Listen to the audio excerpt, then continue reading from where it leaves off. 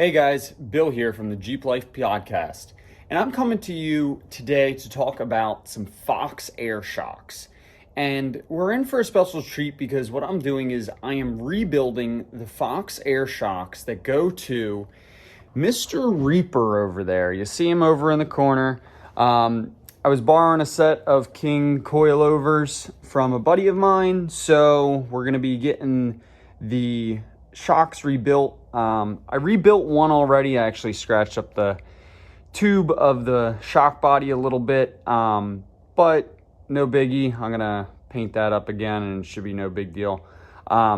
So I already did this once, somewhat figured out what I was going on with them. But yeah, this is Reaper. We're gonna do a full walk around, but right now I'll give you a little glimpse of what it looks like.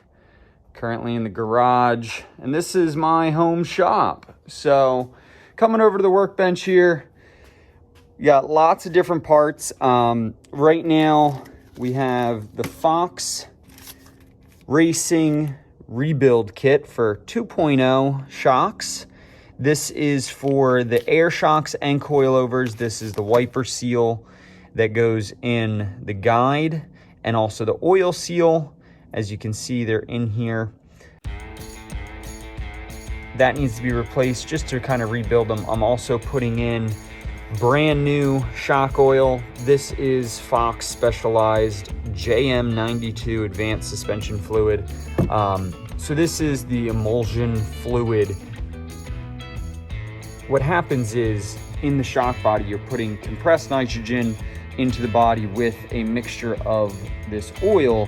And what happens is over time, it becomes a fluid or a mixture, and that's what gives you the dampening of the shock as it passes through these different valve bodies and the different valve plates.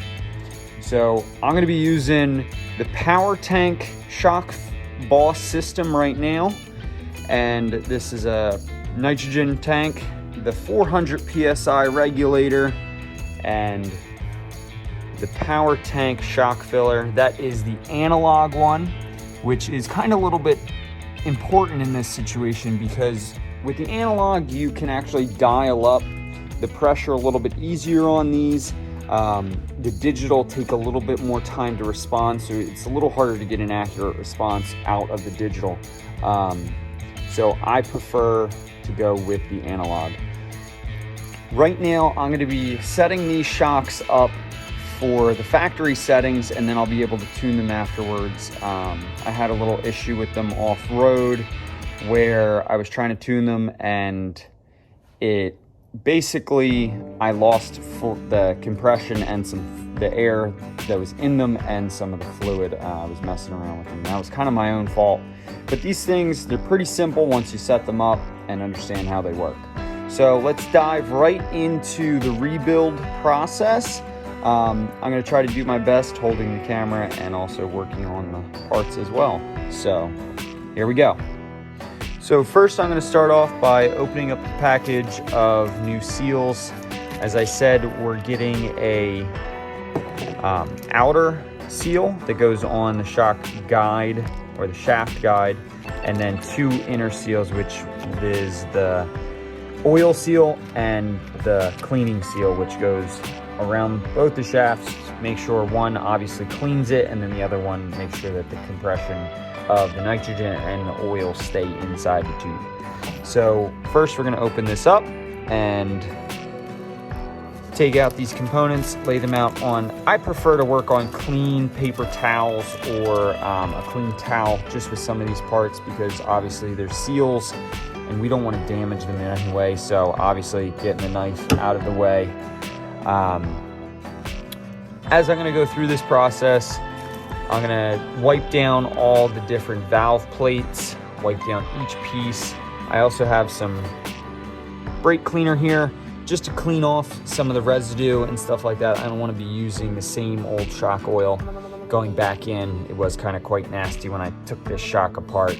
The fluid, as we can see here, is red, and I have to fill up to 400 milliliters of the JM92 fluid. That is the correct factory specification for my specific shocks, which is a Fox Air 2.0 16-inch travel shock. So just make sure when you're starting to dive into this project, make sure you do your research and figure out what the correct specifications are for your specific shocks. I will put a link to where I got my specifications for my shocks in the show notes. And also make sure right now, if you have not liked and subscribed the Jeep Life podcast, head over to that subscribe button, give it a smash, and also hit that bell too. You're going to stay up to date with all of our latest videos that are coming out and being released by the Driveway Mechanic, our live shows, and also much more great content of us off-road.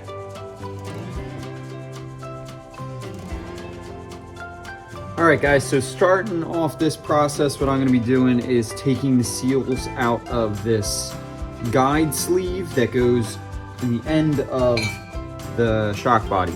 So I just am using some of these picks from Harbor Freight to help me remove these O-rings. Just make sure you're careful. They are kind of sharp on the end, obviously, but they do kind of pop out somewhat easy. As you can kind of see, the difference between the two, obviously, one's much more used. So next we're gonna be getting to these seals on the inside. I'm gonna get to the first one. I usually just dig the pick kind of right into it. They are kind of a bugger to get out, so let's see. All right. Yep, and as you can see, all that dirt flew all over the place because this is the wiper seal. And as you can see in the shock body, the guide, it's a little dirty. I'm gonna clean that out with some brake cleaner and one of these picks. But yeah, all that dirt really gets kind of ground up in there. And this is why it's important to always service your shocks. So the next one is always a lot more difficult.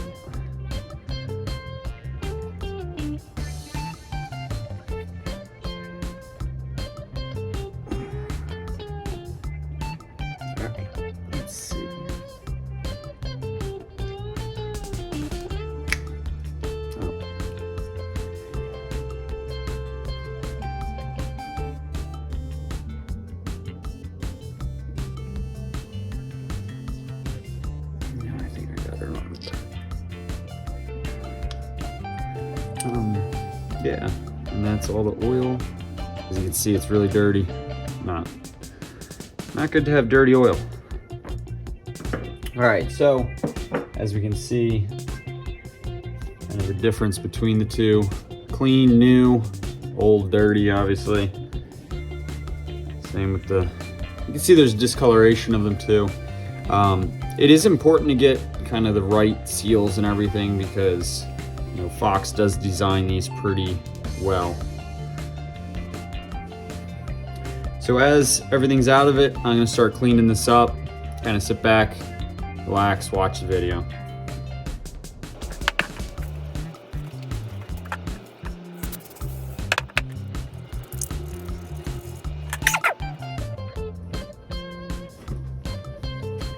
It's always nice to have extra towels.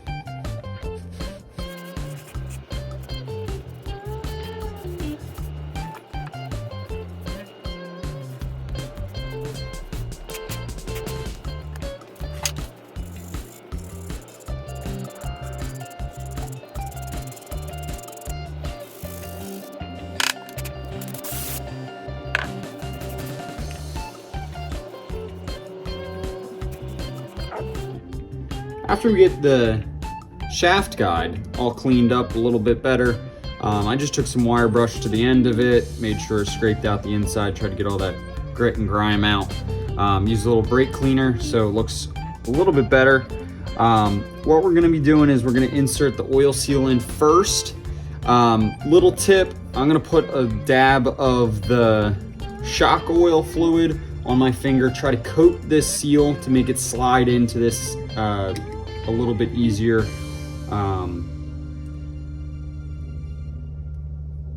So just get some of that oil on my finger.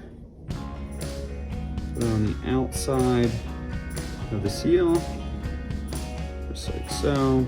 That'll just help it slide into place a little bit easier. You always got to make sure you put this in the correct direction. Last time I had to take it back apart, obviously. So this seal piece goes, the closed side goes to the bottom.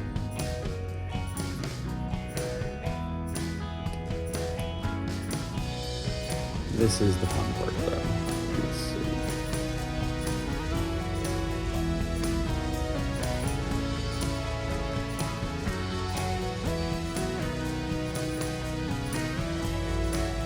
Key is to get it started, obviously.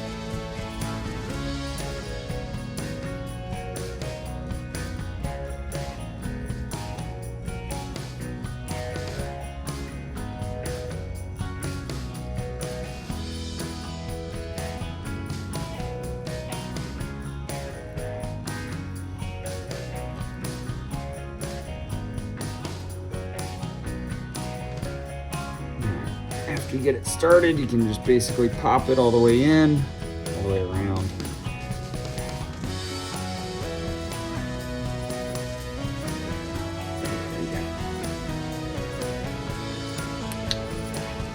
And clicks in nicely. Make sure it's all sitting in that gap really nicely. And there you go. Next, we're gonna put in the dirt seal, or the shaft wiper, as they call it. That pops in a whole lot easier, obviously. There we go. Cool.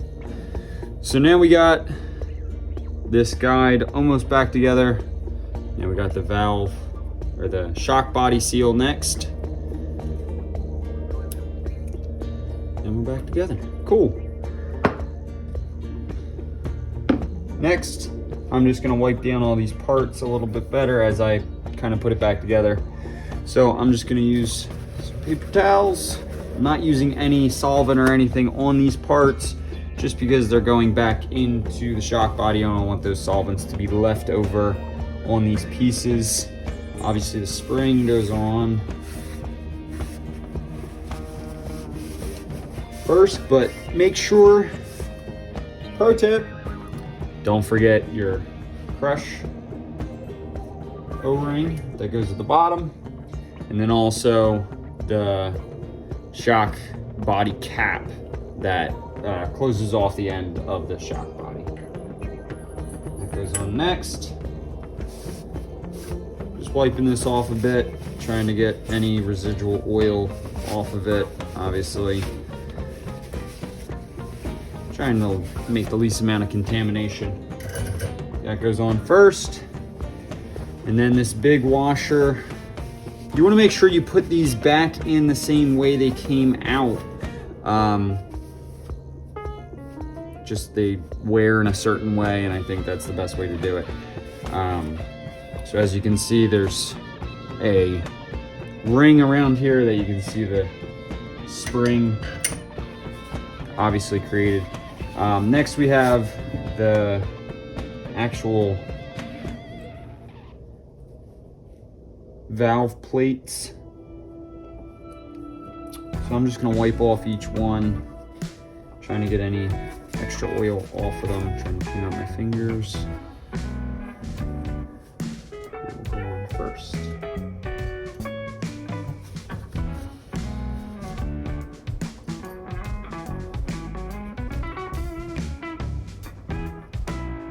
As you can see, there is kind of some dirt on them.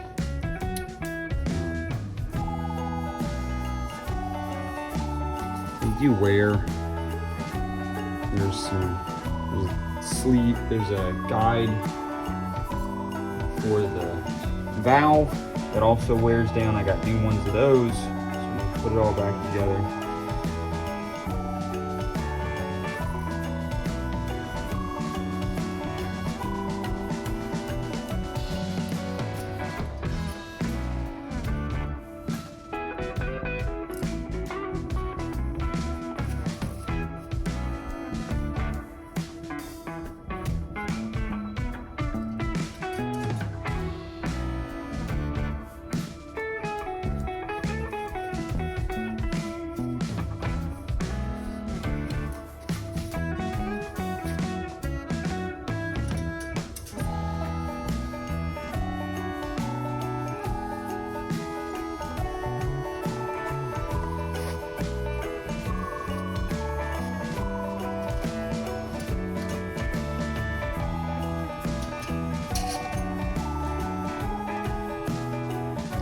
All right, so next we got the actual valve. Just quick spray it out with some brake cleaner.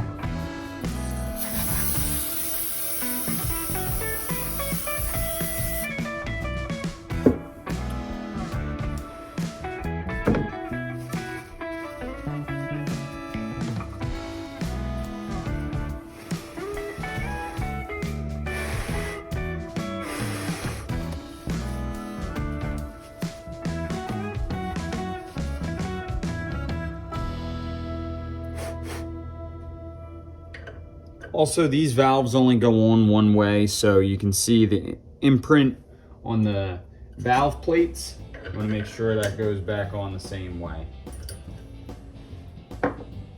Next, gonna wipe off the top valve plates.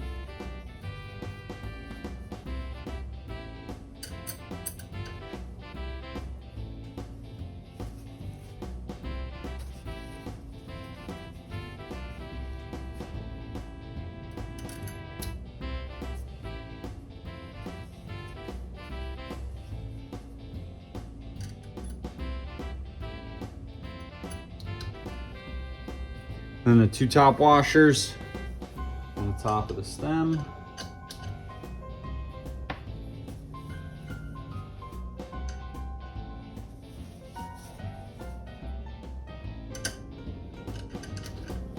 And finally, the top nut.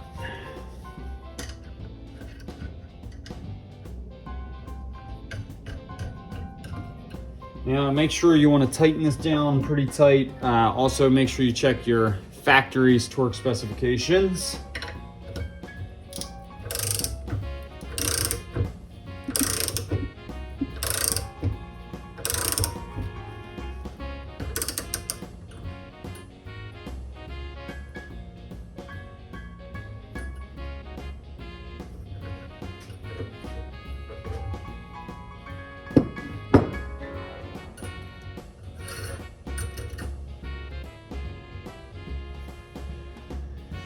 And guess what I did?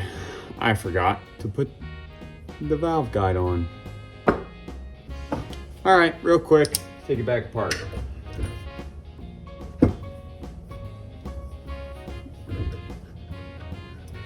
We'll try this again.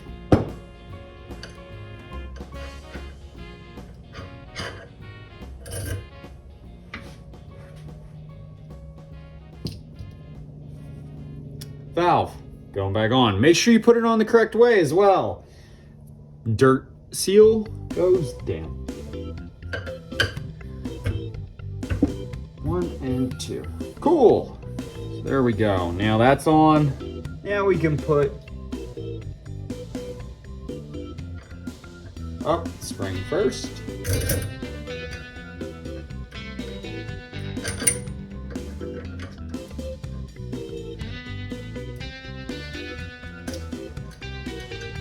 Back together. Now we're good to go. Now the nut. Throwing the paper towel at you guys out there. Sorry about that. Tighten it down to your factory torque specifications. AKA right now, 1 ugga-dugga. After we get this all set, what we're gonna be doing is putting the shock body back on top of the shock. What you got to do here is got a brand new valve guide that has to wrap around first.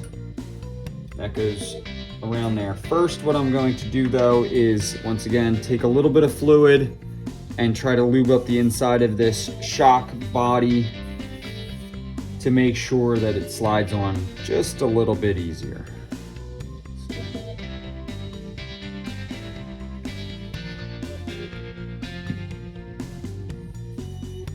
Lube up the inside of the shock body.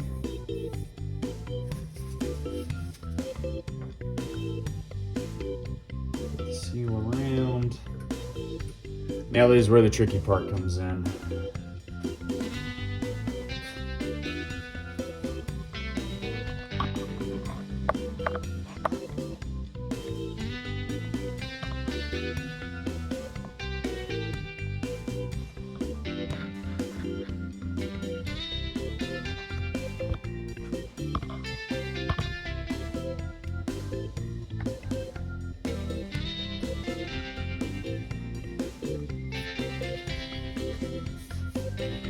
Now guys, this is where the tricky part comes in. What I'm gonna be doing is trying to hold this around this nose and also sliding this over the top.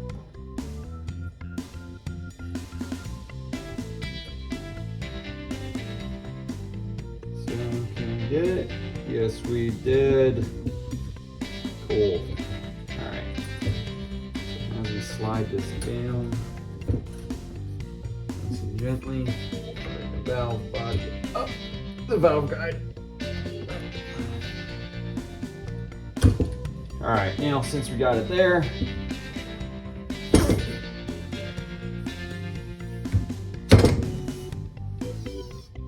there we go.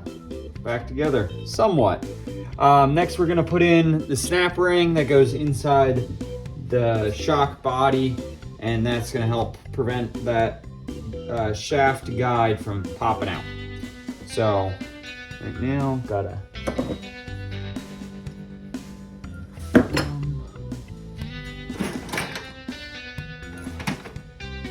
screwdriver, break that back down.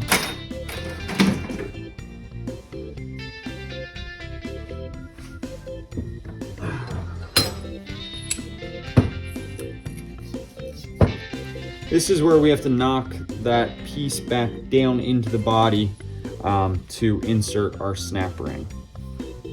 So what I'm going to do is take a punch and a small hammer and just tap it back in, just like so.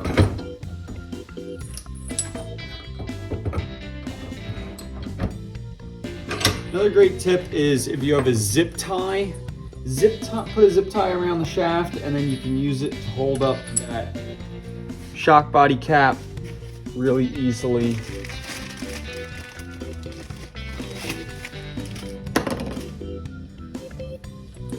Just like so.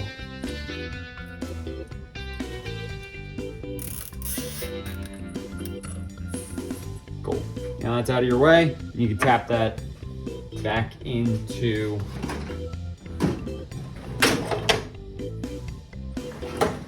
my hammer. All right guys, so we're gonna improvise real quick. Don't do this, but I'm just gonna use a ratchet real quick. It doesn't have to go in hard. That's it, just light taps.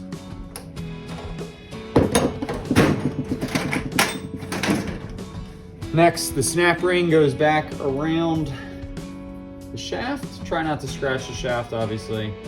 And you're just gonna place it in the body, making sure, obviously, it snaps into place.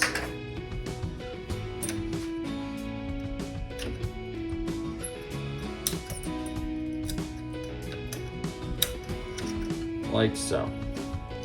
Next, cut off that zip tie that we just put on there, because we're bringing down the shock body cap.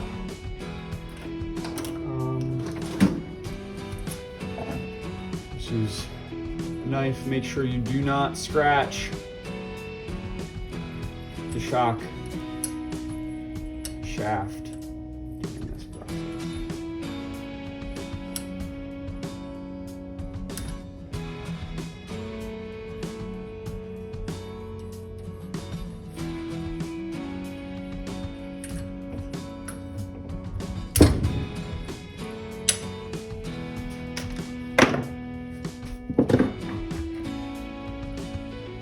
Once again, guys, just tapping it in nice and easy.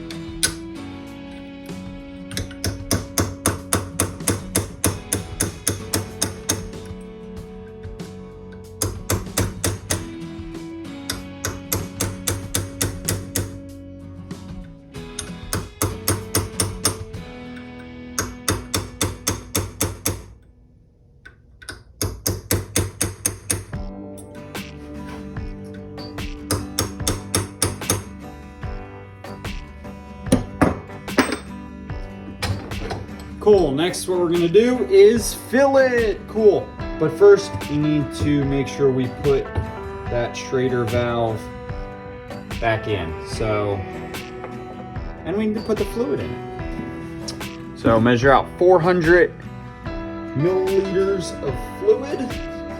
We create some space.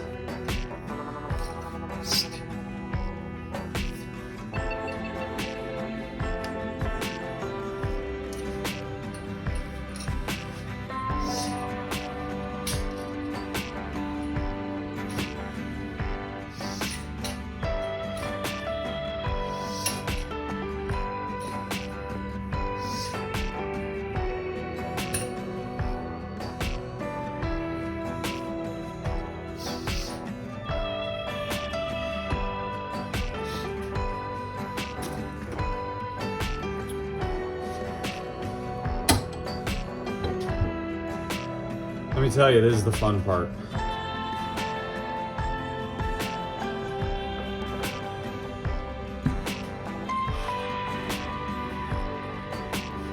So I need to fill 400 milliliters into the shark.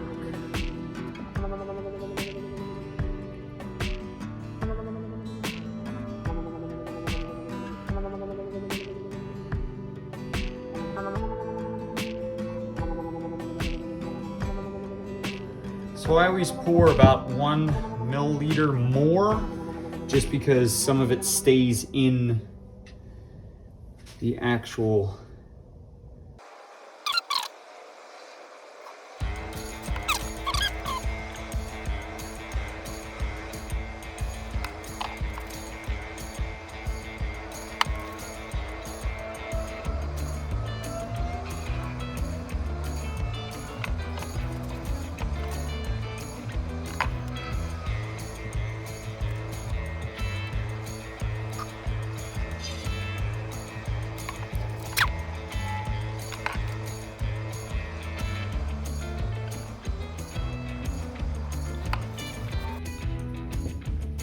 Next, we're putting in the Schrader valve.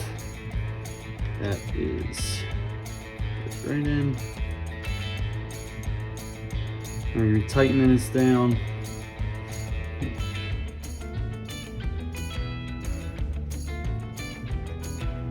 Actually, before we put the Schrader valve in, I like to cycle it a little bit, very slowly.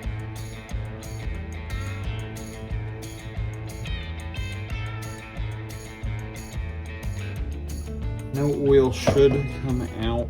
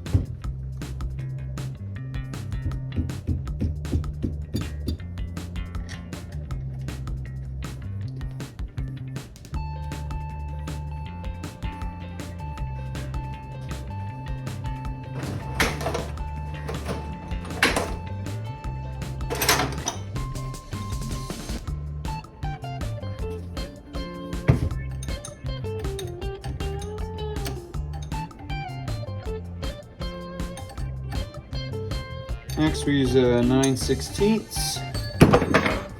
Tighten this down. Thank God there was no more oil in that.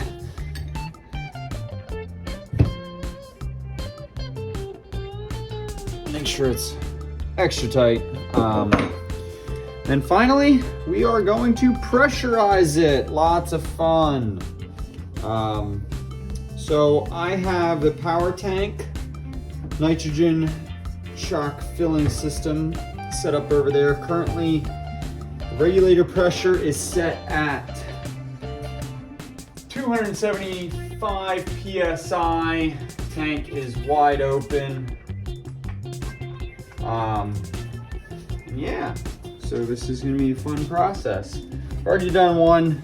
It's not that exciting, but now connected on the filler. Going to be using the power tank quick adapter for the Schrader valve, and this is a no loss air setup. So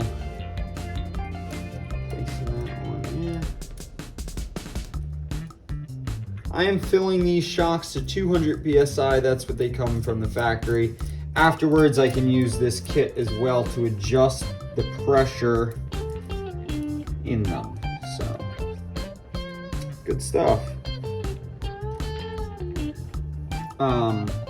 Obviously, there's no air in it right now, so since it's fully depressed, it doesn't matter. I'm going to, this is a little trick that I've tried before and it kind of works. I start releasing a little bit of nitrogen before I connect it to the quick fill.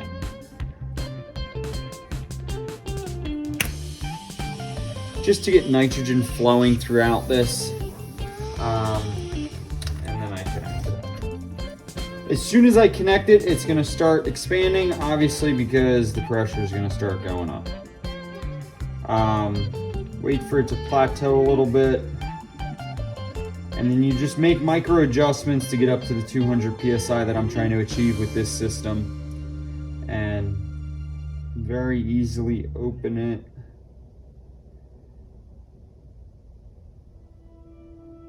All right, close, we're at 150. You can really control the flow as well. Just below 200. And we are there. Right, 200 psi, perfect. All right, so next, I'm going to open this up, release. This is the no loss setup. And then right there, just gonna release the pressure from the power tank hose. Release that. Still at 200 psi. Releasing that. We're down to 0. Now we are fully inflated. Thanks for hanging out with me. Hanging out with this journey of repairing or rebuilding these shocks. So hopefully you'll see a great video coming out soon about Reaper and a full walk around.